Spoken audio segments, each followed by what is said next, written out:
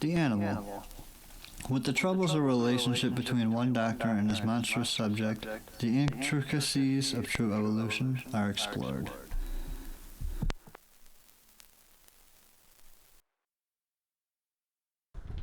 The Animal by Kevin Clinton. For you. Introduction. Most all of us know the story of the monster, but in the end it was we arising from the masses whom decided its fate, and to have reconciled that fate into something greater. When the time came for the animal to lust after that which had grown with the flowers from its boggy grave, the monsters, there was nothing but smoke understood from the ultimate stories to gather. Dr. Winston Cruz had consented to remedy that smoke, and unleashed what was for so long feared by many, by those whom would never and could never understand. He did that simply in telling his story, and without fear. Herein written is a retelling of that story.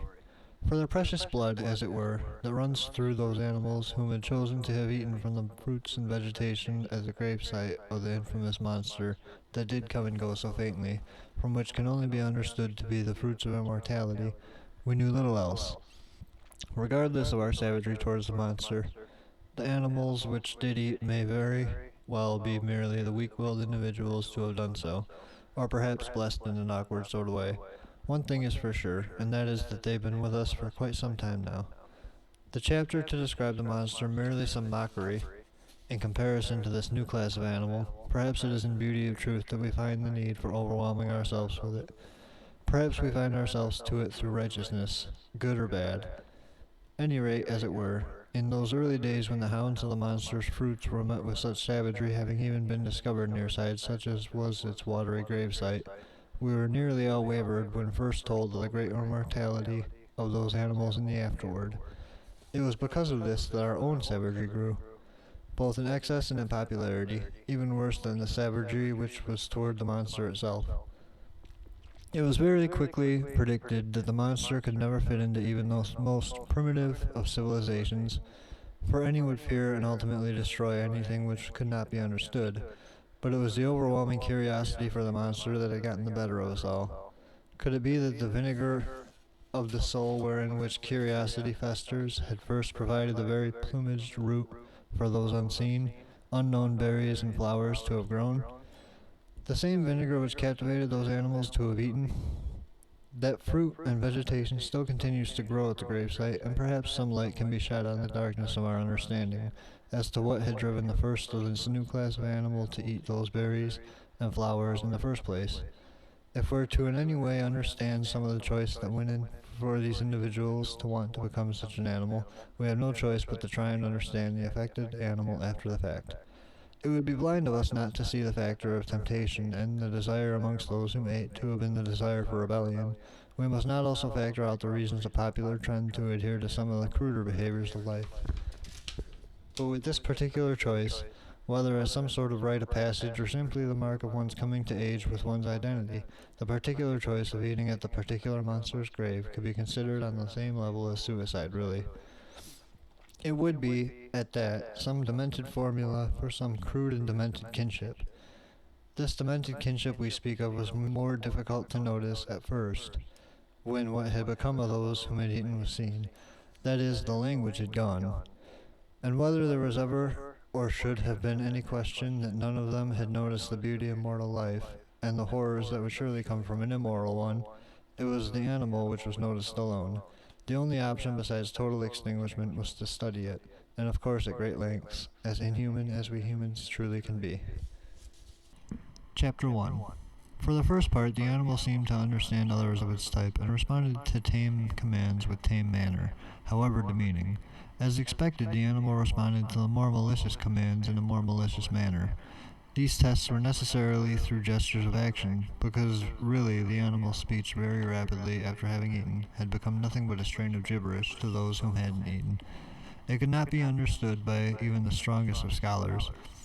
Not so plain to see was that there could be no pattern to the animal's speaking, but in having listened a few sparing moments, it could easily be detected that there wasn't.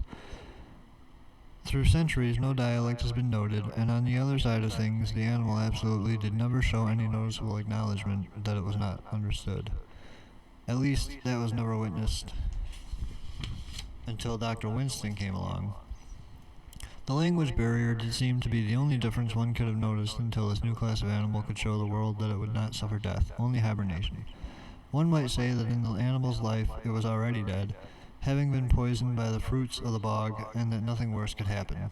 Human emotion is still with those animals, so they are surely not zombies, or any sort of other terms one might come to label them. Human decency is still with them, those which we've studied anyway. All construct of the character to have eaten has remained the same. They do not become the more loving or amused or less angry after having eaten. And so it would seem that the comparison between having done so or not having done so, besides immortality, was simply the inability to focus sense onto logic with verbal language. The argument which Dr. Winston was trying to settle throughout his life's work was that each animal viewed its sense of logic differently. That was all. Just as any human thought differs from person to person, these animals differ as well.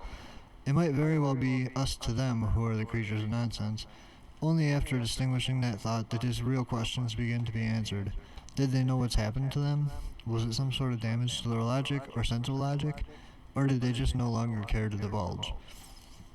There were simply too many variables to give the animal one credible name. Suffice it to say, they were simply called the animals. When the time was dead and over, it was their presence to have decided the difference with the appropriate greeting to those whom must have been or have since been recorded from the purses of those damned to the word, and it is simply noted that to understand it is to live, all life being unique. Hence, studies soon commenced. The question had notably been whether the animals should be called unique creatures of nature or whether they should be considered to be nothing more than the cursed consequence of the wicked. Dr. Winston changed that with his study. We are all part of this life together, however long our own settles itself to live, and he recounted this in his log, among many other things, as he wrote to me in his final draft from his deathbed. Surely this retelling will make some sense to any of those whom have been in similar situations, whether in my own position or the others. Deathbeds carrying on as they do for the living, some will certainly understand. Some of the readers might also, unfortunately, even understand the nature of the pillage. One thing is for sure, that communication from all sides, even the animal, will be herein. It was in the end of the work where we discovered the only real communication which was ever needed, that of gentle understanding and comparison. Chapter 2. Dr. Winston had first met his subject Laura in the early years of the third millennium, migrant from her homeland and nearly 200 years after the original monster had been catalogued deceased. At first she was awkward to get along with for Winston, like any of the other animals had been. Only she seemed somehow ambitious for the study, no matter how crude her responses to it. In the end, she didn't need speech to have displayed very credible sense very early on that she'd poised herself as more than just a subject to him. It wasn't with grunts, or with sign language, or with any other outward form of communication that she spoke to him, of course, but rather the times she didn't think anybody was looking at her that her impressions truly spoke. Therefore, perhaps, she was more outspoken than she had known or intended, or whatever. In the early weeks of Dr. Winston's study, it seemed to him that the best thing to do was to read those impressions more diligently as the animal than had been done before, since she was the more intelligent of her species before having eaten, and therefore should still continue believed to be. In quite fact, the purpose of this specific case study was to log certain similarities in basic character and differences between having eaten and having not. But such interest grew in Winston with this breakthrough of having finally a subject whom seemed to show affections. So he decided to study the affection sides from Laura's character the most, in order to credit that while the intelligence of any of these given subjects was under heavy scrutiny from the public, their saving refuge was that their underlying character traits had remained the same. Laura responded in kind to the belittlements of the basic, early studies, the same way she would have all along, shrugging them off, but with slightly less regard for the examiner. New to the discovery, however, and that which Dr. Winston had kept to himself throughout his life, was that for how unique Laura was for having made no attempt to say anything whatever to him, she was capable of loving him. That love was what decided the true nature of his journals and the case study which was to take place in Winston's home. Chapter 3. One of the many side effects of the monstrous poison was once believed to be overly fair and weather, which was inclusive in the course of rain, thunder, lightning, and really any weather which cycles through regenerations. The animal feels more strongly for it in the awe aspect. It was once believed to be a mere change in character trait, but Laura's inward reflection would show better. That hers was simply a greater awe to that which startles us to death, or to life, so to speak. She would go to Winston on long rainy nights and just lay in closeness. It seemed to be some pretense for her to him that he might have known what it was exactly that he should be doing. Regardless, she would go to him laying in closeness. Winston admitted that he was never really sure what it was she was pretending, but that it was always something which would occur to him so strangely. He recanted to me in the end that it did all come together for him one evening wherein she danced during the eye of the storm. She had been pretending to be afraid because of the misunderstanding of what it was she indeed was supposed to be, and how she was supposed to feel about Winston in very much the same way that he was afraid of how he should feel about her. The fear was the love. The dancing really hit the point, he told me. In such the right way, she wasn't seeking any approval for having recognized the calm as merely the eye of the storm. She had merely danced to show herself in an outward way how happy she had been. And if anybody'd seen, that wasn't her reason. Rain is a funny thing. One doesn't prepare for startle, even if it's expected. When we know it's going to rain, we may tag our outfits with slickers and dress ourselves more heavily with undergarments. But it would be lunacy to carry on the entire day gasping ahead of schedule. Just as such, one does not prepare to be in love. So really, when the moment was that love had struck between Winston and Laura, should really matter even less to concern than when it was all over. It was never all over. High respect was acclaimed to Laura upon their first meeting. Her chart issued to Dr. Winston because of his seat in the field and the request to be submitted for, finally, a respectable subject. There were rumors going around from the moment that he had made his purpose clear that he would be attempting to discover agreeable continuities within the emotions for one particularly classified of the animals, Laura, classified for her own studies and her extensive journals about the choice of the Dr. Winston's colleagues quickly removed their remarks and were substituted by his superiors, admitting response to their belief that this study were more of his personal gain than for his career. He had made a mistake telling them his true reasoning away from the books for requesting the subject for whom Laura was, but new research was needed, and he was issued Laura for her own esteem and similar skills as the doctor that she was before having eaten from the monstrous gravesite. Winston told me that he did in fact have in mind all along that misconduct might occur in periods of rest with the subject, but that he was fine with it because of the subject needing to understand him on an intimate level. His colleagues did not view his on, and neither did his superiors, accusing him of being an altogether different type of pervert. When the study was stricken on to Winston, he had to find other ways to finance, and due to the situation of neither of them being accredited, there had been taint to the study itself. To put it simply, other scientists would never have felt they could study with Laura without great personal bias. Dr. Winston had fallen back on this as his plan all along, simply knowing that his work would be groundbreaking and therefore would depend on some level of job security. Chapter 4. As the scientist that she was, Laura's personal diary may have differed from her scientific diary a little, blending the two as such, but that the two were meant to have been coincided had been embellished much over the years. Similar subject matter had been inferred and similar intentions by Dr. Winston, but really the personal journal involved plans for the rest of her life very, very differently. It was always necessary for scientists reminding themselves that work can drive us all insane, while work on the brink can drive us to the brink of insanity, where we may then topple off and descend entirely. It was much like the stories left from the witnesses to Laura before she had eaten, that she found little comfort in the work for Dr. Winston for its brink. That is, she was worried before it crossed over the bridge fully, and into the unorthodox study that it soon was.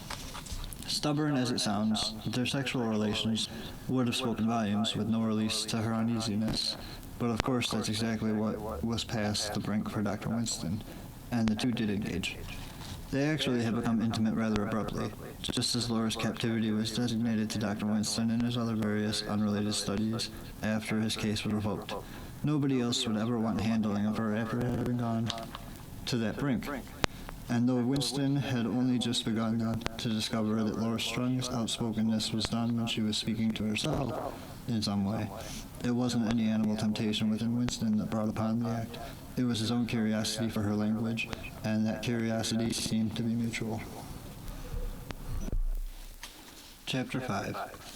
The first time, it was as if Laura was weighing the options in her mind. She wasn't swaying back and forth before, during, and afterward in lust, but rather in what seemed to be contempt for her own passions. It was an anxiety as such.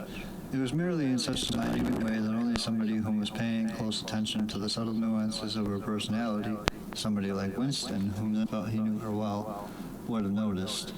But it was there nonetheless, and she was nervous. She seemed to Winston to wonder whether she should even be thinking such thoughts, and it was probably noticeable in him too. He told me he only knew upon reflection that they were both displaying the fear that the other would construe the fear, and not in fear of the act itself. But there was another problem. They were neither of them sure, as they could have had no way of knowing whether their partner would actually notice that fear. It might just come off as a process of decision. That was the process of non-decision being made. That scared them even more, forcing them to either face the fear or flee. Suffice it to say, they inevitably faced the fear. It was initially her that came to him, probably out of distress for the new predicament of her captivity, but it was he who withdrew. When she came to him the second time, he felt it his obligation to reflect rather than consider her merely some study object. It was not as if he hadn't expected this, and indeed it was not even the first time he considered her human, but it was certainly the first time that he was more than just passive of her progress. Throughout courses of the weeks before, he had noticed herself interact. She'd roll her eyes when frustrated, or she'd snicker when she was bashful, or other extracted emotions as such would come through as well. It would seem sometimes even to be in a sort of repose to Winston's own fumbling around the house, as anybody does in one's home. Her impressions were in such repose that Dr. Winston would sometimes ponder to whom she was really grimacing, herself or him. On the night of their first coitus, she had moved to him, getting into a sort of cozy under the covers of the bed, while he was summarizing the day's works over various other topics. It had been raining all that night, and pretty heavily, and so she was showing, or perhaps pretending, more than the usual amount of fear. Real fear, and the fear of fear had become distinguishable by the time they had finished. This was definitely the awkward show that Winston knew us all to share when we're not exactly sure how we're expected to feel, and exacerbated therein by the inability to say something about it. The basic fear itself normally tends to follow confusions, but it only leads us to all that ghastliness with the ones we love. The particular night hadn't been much different from any other rainy night until she came to him. One or two of the televisions were running, their stereos on standby so that the sets could remain in the silent state of relaxing visual noise with the sound muted. It helps us to think when one sense is stimulated and the others can focus, and Winston knew this. Other distractions can be kept at bay. His only task at first was to finish his work, but the silence allowed him to perceive in case something new should come to pertain. After that night, though, much less came to pertain to any study, and he didn't write any more about her for a very long while afterward. He did continue to journal, but more about the two of them than just simply her. His feelings were not yet biased until the note that she touched. This is the point where his personal diary notes that his body had been betraying him, and any unbiased attempts for focusing. It became made very clear, more so, that his body had been along for the ride since the moment where she snuck in the doorway, and that his mind might as well be too. At first, he actually found the whole thing rather amusing. Whether it was for love of the self or some fancied rebellion, that his mind was continuing the study in any way, it was his own attraction to Laura all along, and not merely the study itself, that took his mind all too apparently when it all first began to happen. She'd changed the channel and reprogrammed the language setting to that of the closed captioning, perhaps trying to turn the damn thing off, and began breathing heavy.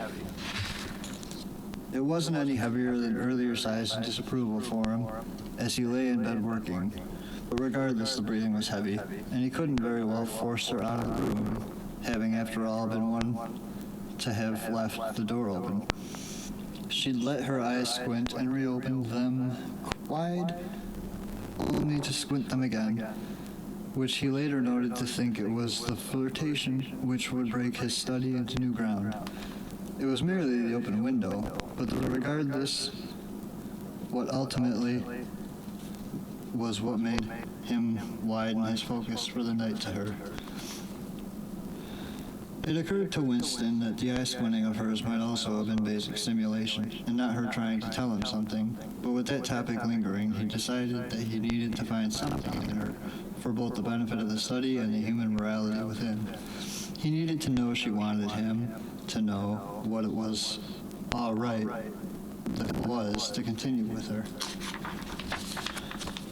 He noted that it was her crossing her arm over his and taking his hand to hers that made things abundantly more obvious how this was going to work. She guided him through the entire process. It was as if Winston were the subject being taken through the trip. We don't need to get into more detail as to how it all went the rest of that night. Suffice it to say is that the human in Laura was afraid of something more than what the two were beginning.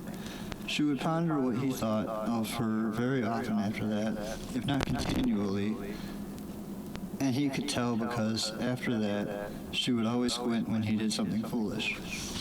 It was one of the first short-term conclusions he'd come to, that it had been her way of letting herself know of her emotions and her hormones. And in fact, during Winston's temporary leave from work which followed, the other outward expressions of hers to herself had become much more frequent. We can suspect she knew there to have been some inward expression of Winston's about what had happened, but it was most likely because they had seen into one another during their vulnerable states, then that neither seemed to any longer mind embellishing them. One needn't believe this to have been the only reason Laura seemed to have had, then, higher opinion toward Winston, because why else would she have made love to him in the first place? Her growing nature toward comfort with Winston had been already growing for some time, and it still seemed likely that his attention to her as a person and not as a subject only brought higher esteem from her as such, and in a more healthy manner. But it would be silly to assume it as the whole of her regard. Her normal feelings did continue to show that she was unsure in regard to Winston's intentions, only that she no longer assumed them for him, as they were no longer masked by any skepticism on his part.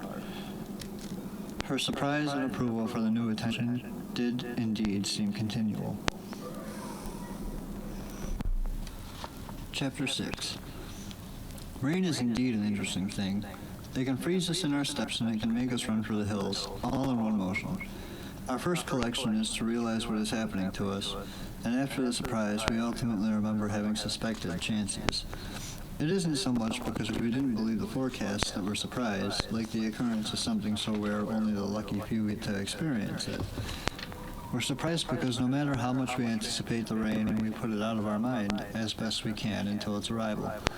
Maybe we do this to avoid ducking for the hills at sunshine. For some of us, we do it because we like surprise. Much like love, how we feel about the rain when it isn't there is monumental compared to all the surprises it offers when it is. We don't suspect it will rain again before we die, it being out of our minds. Sure, if somebody asks another whether it will, the answer is simple. Probably it will rain again, but how the hell did all this talk about the weather suddenly come into conversation? Of course, it doesn't matter if it rains one more time or a grand number of times. I hope I die after countless rains so that only one rain simply won't matter. Regardless, I would hate to know the rest of my life would go without it, or without love for that matter. Dr. Winston felt the same way. Laura displayed the answer at all times, Dr. Winston told me. She displayed the answer whether she cared if it would rain again, without even having been asked the question. Startle spoke volumes with her, startled to look out the window with the faintest sound of thunder, and startle was just one of many examples of the ways to witness humanity in her, without even the slightest need for her to speak. When humans become emotional, the first symptoms which can be noticed are those which are cast inward. Any saddened creature will cry when saddened, and verse to itself, "This goes for emotions, but what about opinions which are displayed without outward consideration?" Perhaps the whole definition of humanity is that it has various opinions of its surroundings, and quite often might desire to keep some of those opinions secrets from those surroundings. According to the finish of Dr. Winston's study, Laura's keeping all of her opinions rather than just some of them secret was by choice. It wasn't because of any confusion or stigma. Something from the monster's fruits had changed her. When expression was attempted, that expression would always come out gibberish, so to speak. But gibberish was for the sake of mocking the rest of us, and not because she didn't know any better. Maybe deliberations were worth more for actions and not for communication. She might have sneered to herself when witnessing foolish behavior, but that sneering was still observable, and therefore a very definite and concrete communication, even if unintentional. Like with the rain and our similar reactions toward it, these accidental forms of expressions will only so likely be noticed again by another before we die, and to be watched so closely by somebody else that they will notice every wince or rolling of the eyes is indeed quite rare. But it occurs in love. We need to take heed of those in love with us, whatever their type. We too often refuse to believe the good in the barbarian when barbarian is in our presence. It's probably something we'll witness again, as we'll probably be lucky enough to live on, but we wouldn't worry that they are all barbarian lest they live life in some monsoon of guilt. We'll need to change our definition of human, Dr. Winston put it to me, if Laura is going to be all inhuman. He knew, whether he understood all along or not, that what we acknowledge as absolute perhaps simply is not.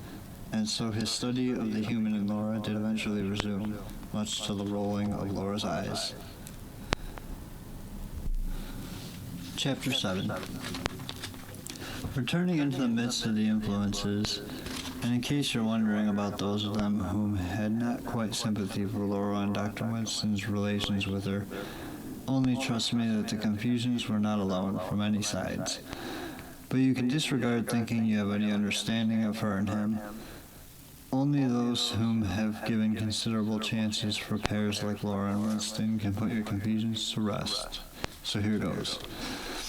To those who have or will have given it a considerable and sufficient thought, thank you for your understanding. For those whom are just now beginning to consider your sympathy for the sympathizers, it might enlighten you to know that in Laura's and Winston's situation, it was the sympathizers with their relations as if some sort of stigma that needed the sympathy. It was they whom showed the animal sides. Persecution is never a necessary option. Now, to those whom are continuing to read beyond all of that, and very first thing that you should know is it will be your own continual work in progress, limb stepping and such as it were. It will always have different courses from situation to situation, and the middle grounds that Laura and Winston found were only the matters that were understood without you, the readers, for quite the quietly long while now. The best way to put it to you is that they were extremely ready to be brought to your understanding whenever you were ready. And this held true right up to Winston's death. This understanding should never be deliberated, lest you feed your blind rage and our resultant pities. It was not as if Laura or Winston were ever held to one another's captivity in the end, hiding the relationship from society. But if you find yourself still trying to believe in some form of captivity, then consider your own love for another the same captivity. Imagine meeting your Creator, and you will more likely realize that it is only the captivity that you allow it to be. And much like the study and the subject, there was even from the start never any holier-than-thou attitude on either end. Laura and Winston never met a single soul whom was unwilling to help them, who they thought truly understood, though. How people viewed them mattered only in the greater sense of showing the world the better compassion for what they had reached an understanding for being together at all. Aside from wanting each other, they wanted the world to know that taking some steps back can often be a great leap. That desire to display what one has learned is normal for anybody, even if not having gone through it all. And so I retell their story. Where Winston was concerned, it was always about their love when it came to your thoughts, but it was never about your thoughts when it came to their love. So we'll continue with the story now. Chapter 8.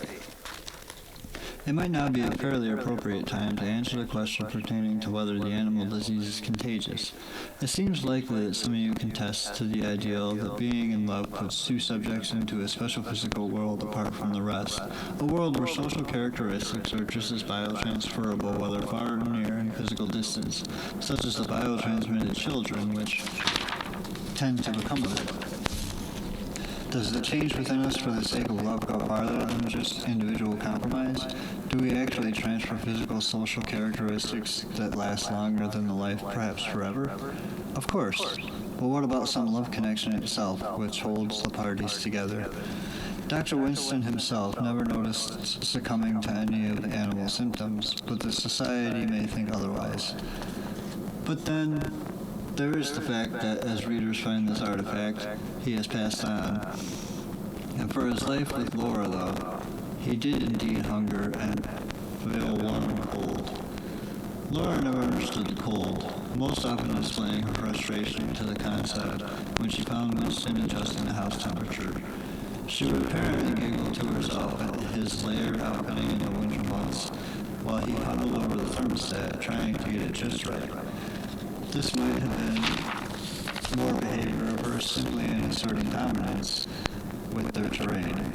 She might have known the cold after all. Winston never talked much of that. The doctor could never help but wonder, I gather, whether it was out of confusion that Laura was frustrated or whether it was jealousy. In that same sense, if her confusion over Winston's feelings about the inclement weather not being the same as hers, then it was a true fear she felt about those sorts of things. She did shiver together with Winston, if only thinking it's just what one does. That was one thing he did know, her shivering with him being most of the reason he even continued to pay the bills by the end. He was never much bothered by cold himself, but he did enjoy her joining with him, whatever her reasons. It was her idiosyncrasies and comfort just to be with him. Of course, the animals could just hibernate whenever frozen solid, without passing on, but Winston thought she should be given the opportunity to observe his own idiosyncrasies. That's to say, he didn't want the study to only work from him at her, but from her to him as well, if so she desired. Paying the bills provided the ability and comfort for the both of them to study one another. Her curiosity stimulated inward expressions, and his own foolishness had sometimes even become apparent to him in the days when he was dressing layer upon layer, only to notice her giggling. He confessed that he thought at the time of her shiver behavior as simply her way of mimicking, but also that looking back it did seem more from her jealousies, and she would even be found turning the thermostat herself. It seems she would do so accordingly to tease, and it took Winston a long while to discover that it wasn't just in mimicry that she did. She even draped herself in seasonal garbs, as sort of a royal dress. She certainly did assert dominance. Winston had first discovered her shivering in the later months of autumn one year, when he'd come home from shopping. She had jumped up from the hunch at the thermostat and sprinted to the bedroom. Adjusting those dang thermostats for the long while that it sometimes takes, it starts to feel silly after a while, but Winston felt the silliest after that. He'd often adjusted it so much that by the time it was just right, he was frantically stripping his layered outfit off in a sweaty panic. Other times he'd leave it low just so that the two could warm one another in bed. There was still plenty human about that. He told me he felt the worst not noticing her rolling eyes at first, when he would do nothing for his own shivering, because of financial troubles, since grants had run their course and he had to find a day job testing samples at one local lab. Laura was genuinely quite worried about Winston's health, regardless, and after that incident coming home the first time to find her cranking the heat, he spoiled the two with it. They also would feast after that very well and very often. It might have been her worry that stimulated the furious hatred in her for the damn thing. She would in fact often turn it to full blast out of frustration and once covered it with tape so that he couldn't see the setting. One could suppose she was compensating the heat with more heat so that he'd refrain from cranking it so much on the furniture. As it were, he kept warm in more proximity to her when the thing was on low and would only turn it down to low when it had been too high. In any sense, they both were keeping the other warm. Chapter 9. Living in that 90 degrees of warmer was unbearable with clothes, to give you the naked truth. Not just when Laura would crank the heat, but in the summer months as well. The doctor would often be nude. Laura would often headdress herself, as previously noted, in such a way as if the master of the household. It must have been pride, at least, that she would wear heavy robes over heavier outfits in the hottest of months, but wear nothing but makeshift tiaras in the coldest of them. It may have even been her way of showing some sort of biological dominance. It was finally in the second month after their first mutually physical encounter that the subject again arose. While Laura had most often slept in her own bedroom, she had come into Winston's on a few occasions since the first encounter, for what he could only assume was social comfort. We all feel safer amongst somebody we trust, so he knew trust was between them, and he trusted her much in the same way. The point of this chapter, in fact, isn't the sexual encounters, though, but that trust. It was a few years in when the house was invaded by vandals, while the two were out walking. After that, Laura had developed a protective anxiety which was very apparent.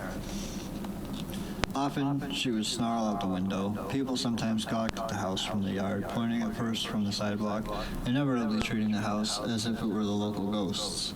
Young children would dare one another to come within reach of the door and gaze into the front door or window until they could catch a glimpse of Laura or Winston. Others sometimes vandalized the outside porch with graffitis. Through it all, Laura seemed to know the golden rule with bullies. Leave them be, and they'll mature at the rate of their own repentance.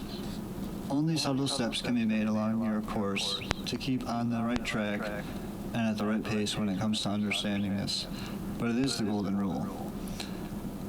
When the more aggressive of bullies, however, would come along, Winston and Laura would both strike, if only to protect their home.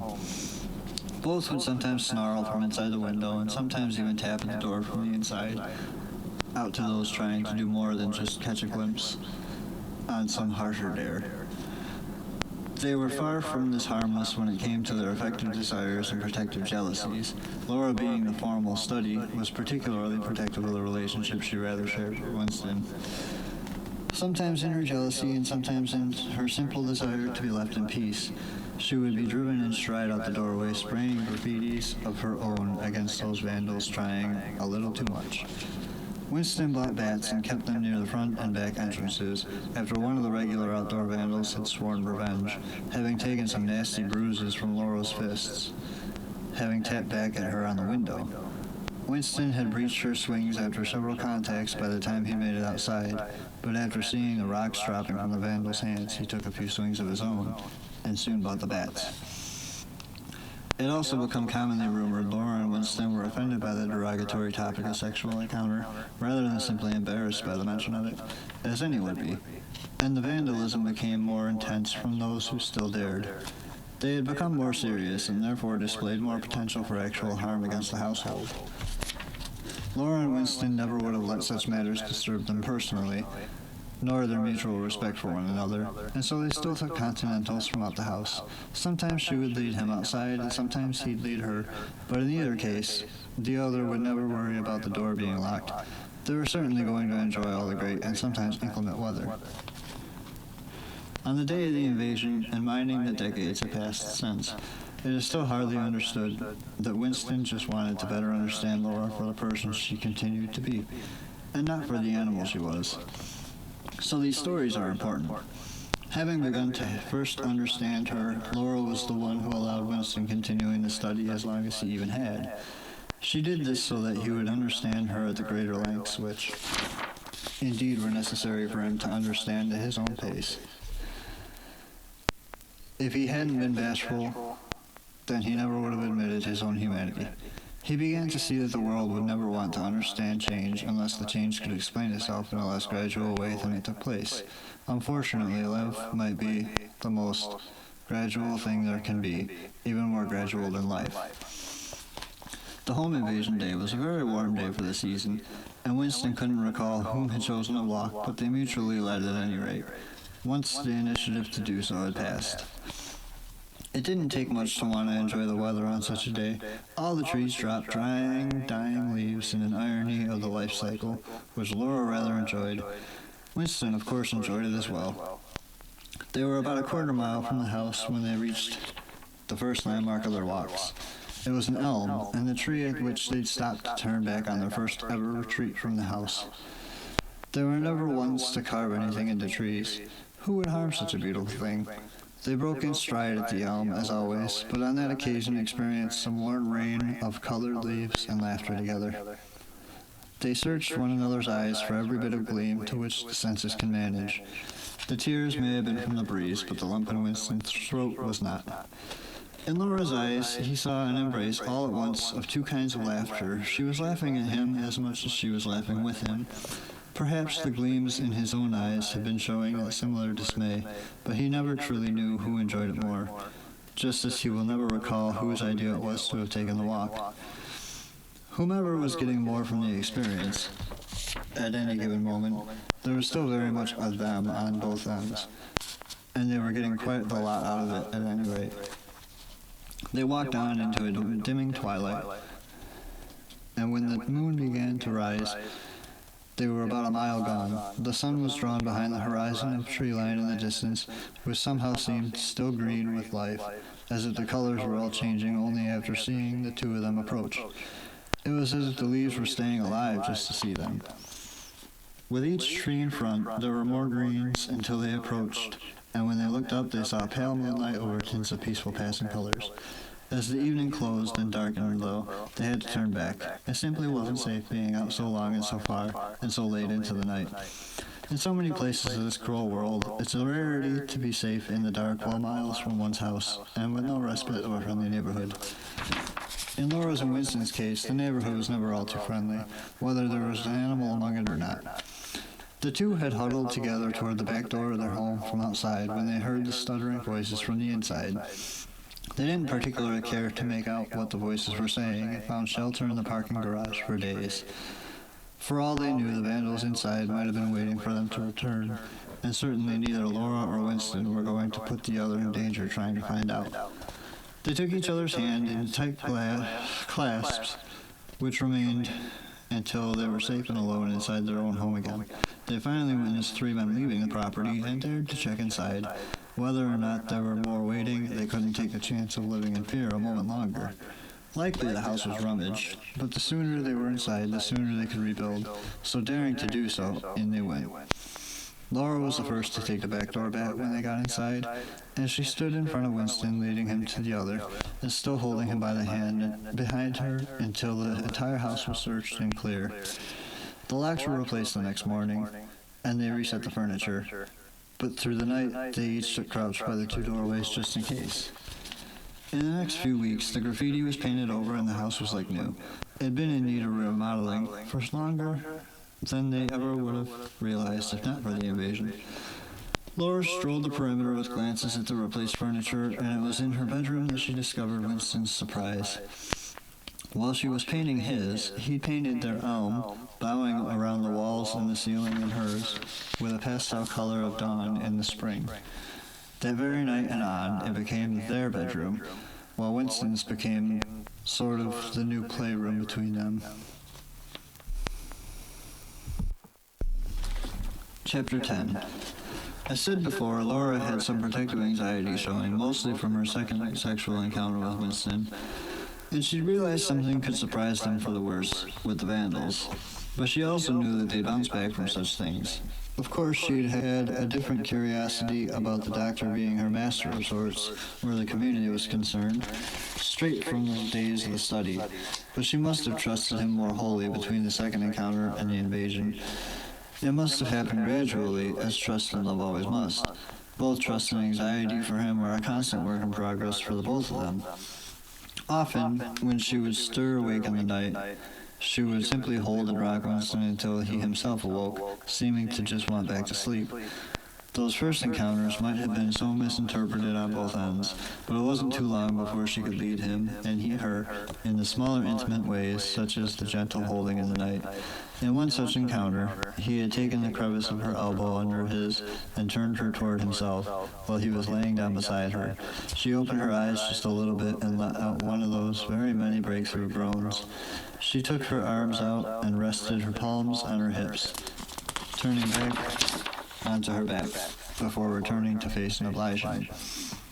Indeed, he was far beyond viewing her as a study subject, and was very much in love with her, but just how he noticed the little groans she would express for taking joy and offering joy to him, he never did take to notice when she saw that in him for the first time, or at least just didn't tell me. But it was indeed on both ends. Morning followed, with neither desiring to disturb the other upon waking, and a drawing contest between them with their fingers against one another's arms. Eventually they did arise and traveled toward the work den, dawdling and doodling all day over case studies and fact sheets. Romance was finally there, and they both knew it, celebrating with more of such behavior. I only tell you this because of the subject which arose soon after, and that was the child.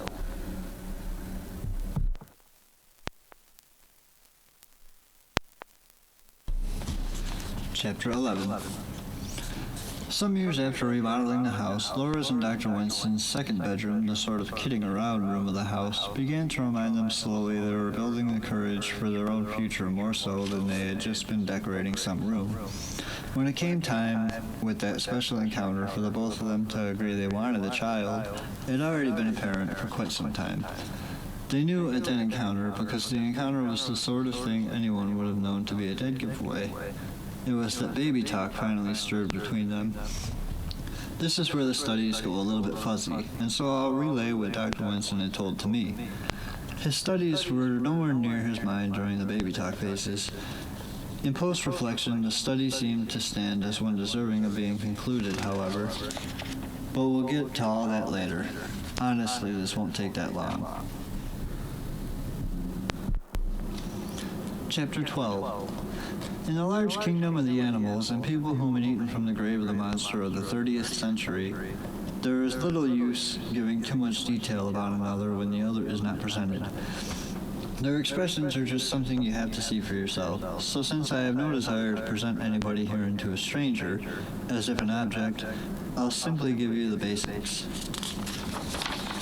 The boy's initial health care was in the safe hands of other animals in confidence when it came to the delivery, and his delivery was performed in his safety and in the comfort of Laura's own home with Dr. Winston, without any help from the Times government.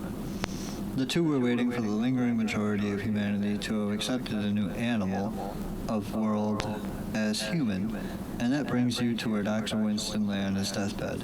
I'm writing this so that you might understand the troubles that have been gone through in lives all over the world, both together and individually, as it were.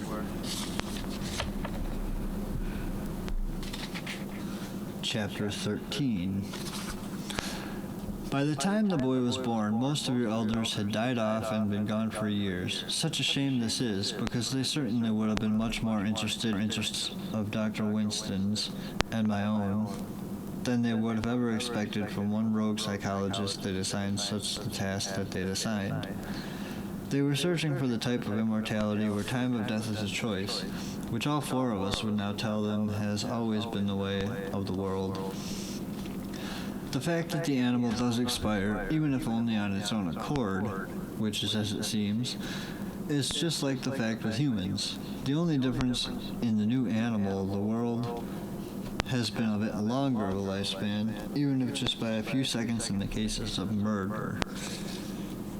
None of us ever truly felt we needed to find some hidden secret in the psychology of what humans and humanity called an animal fluke.